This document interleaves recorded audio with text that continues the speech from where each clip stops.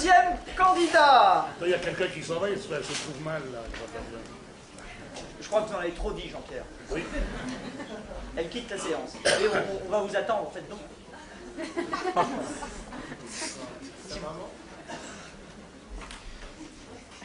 Trouve un chemin. Merci d'être venu. Merci d'être parti. N'insulte pas le code de Berrier. Oui, ben, on en est là. Sujet du numéro 2, qui n'a aucun rapport avec vous.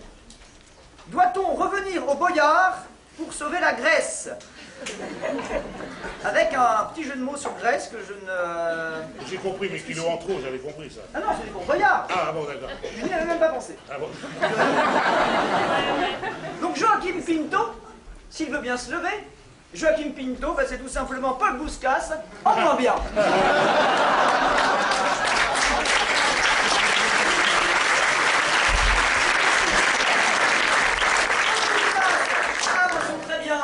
Il a une mention très bien au rabais, à savoir une mention bien. Paul Bouscasse part en Inde, grand pays, magnifique. Joachim Pinto part au Népal, parce que c'est moins cher. Il y a moins de misère quand même, donc on est mieux.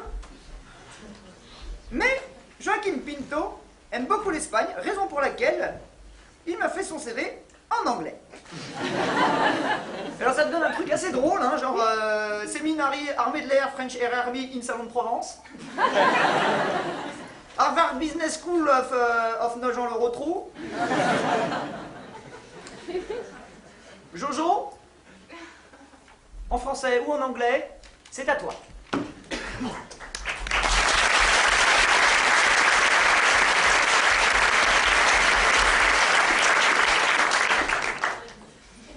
Je vous vois, vous qui me regardez, vous qui me scrutez, vous qui bientôt allez vous mettre à mes pieds. Je vous vois et je sais ce que vous vous dites.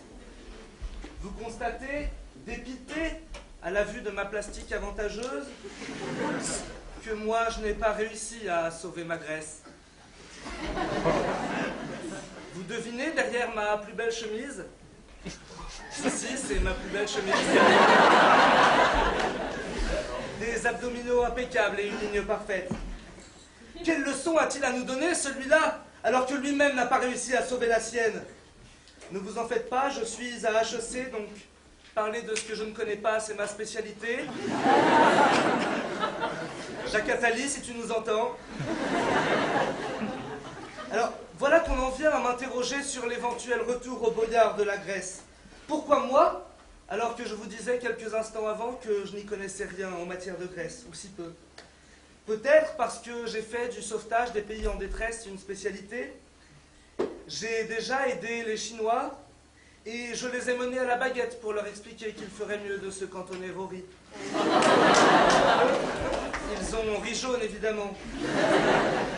J'ai parlé à leur chef et leur ai dit « Écoute, petit scarabée, si tu n'aimes pas, c'est pareil !» C'est ce qu'on a appelé un régime dragonien.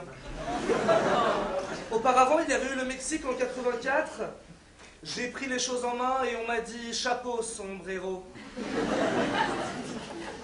Il n'en fallut...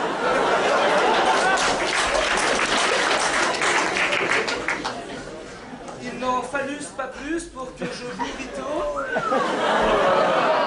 Oui, Ito, c'était le nom de notre jeune accompagnatrice mexicaine.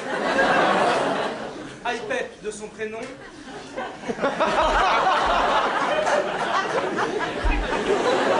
Bref,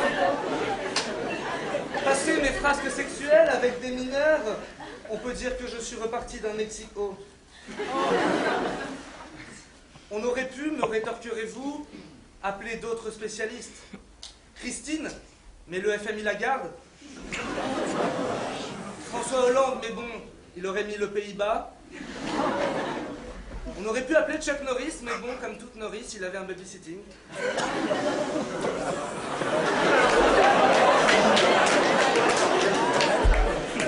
Je suis l'élu, et on me demande s'il faut en revenir au Boyard pour sauver la Grèce. Un bon vieux sujet passe-partout. Alors déjà, pourquoi revenir au Boyard?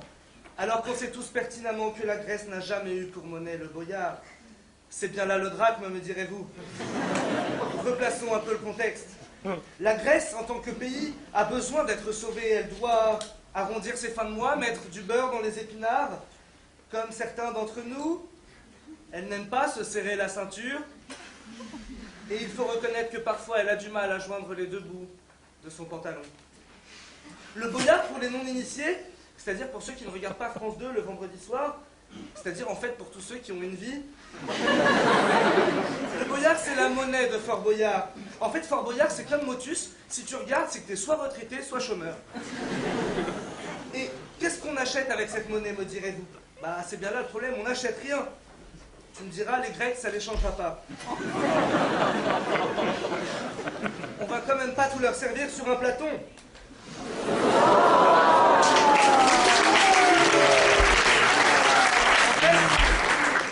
En fait, cette monnaie, on la pèse et on convertit son poids en euros.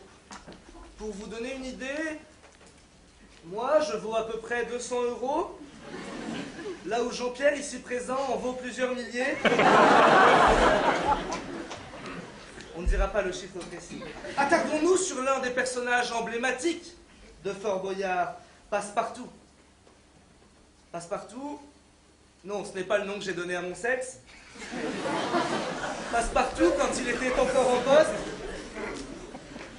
a tout fait pour sauver la Grèce. Il a même fini bruni à force de traîner sous le soleil grec. La preuve, Nicolas, ne faisait que crier « J'ai faim, j'ai faim !» et nous de lui répondre « Bah mange si t'as faim, tu sauveras ta Grèce. »« De grâce, ne m'agresse pas quand tu t'adresses à ma Grèce !» nous répondait-il, et lui de commander un magresse de canard. Nicolas Passepartout s'est démené. Il a débloqué un prêt Athos 0 pour la Grèce, que je me permets ici de rebaptiser prêt Athos 0, et ce pour deux raisons. D'abord, en hommage à Athos, un ami mousquetaire de Maître d'Arcagnan,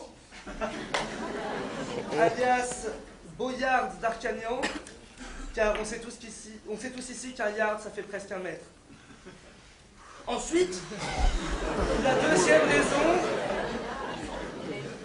deuxième raison, c'est pour introduire un peu de culture et rappeler à l'Assemblée qu'Athos est une montagne de Grèce, un peu comme Laurence Boccolini.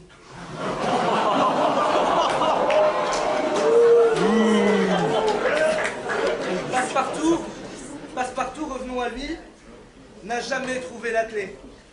Alors que d'autres, à l'instar de Bertrand Perrier, ne quittent plus leur passe-partouze, et que Paris Hilton, elle, passe partous, notre passe-partout national ne peut plus continuer. Ses efforts ont été vains, comme les efforts de Jean-Louis Borloo, qui si souvent se sont portés sur le vin. Enfin, en termes de personnalité auxquelles on aurait pu faire appel, il y a Laurie, et j'aimerais qu'on parle un peu du calorie, un sujet si bienvenu quand on parle de Grèce. D'ailleurs, Laurie, pour sauver la Grèce, c'est pas si mal. Elle pourrait faire un plan de sauvetage à 20 ans. Elle pourrait même travailler tous les jours, même le week-end.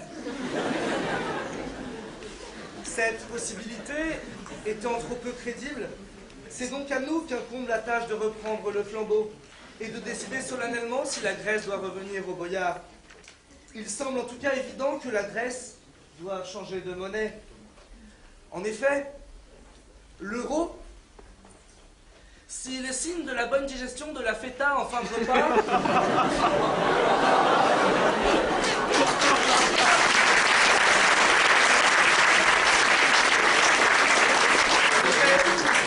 l'euro est une monnaie trop lourde à porter pour un peuple qui vit nu et qui festoie constamment. Mais honnêtement, quitte à quitter l'euro, pourquoi la Grèce jetterait-elle son dévolu sur le boyard? Il y a tant d'autres belles monnaies qui lui conviendraient mieux.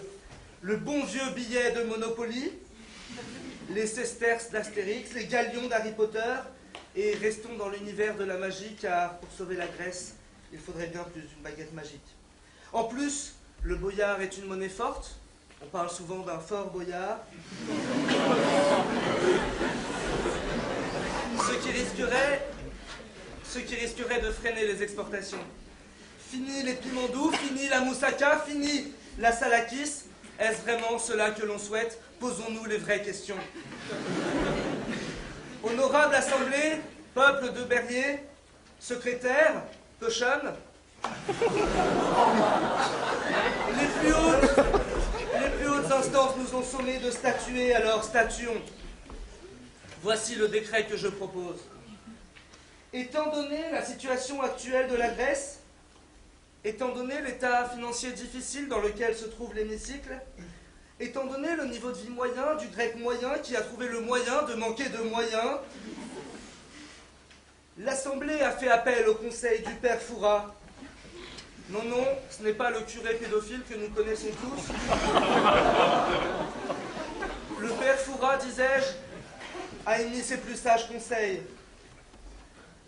L'honorable Assemblée a décidé d'une solution drastique pour sauver la Grèce. Liposuçons les Grecs, comme disait Caton, Gratiam delenda est, il faut détruire la Grèce.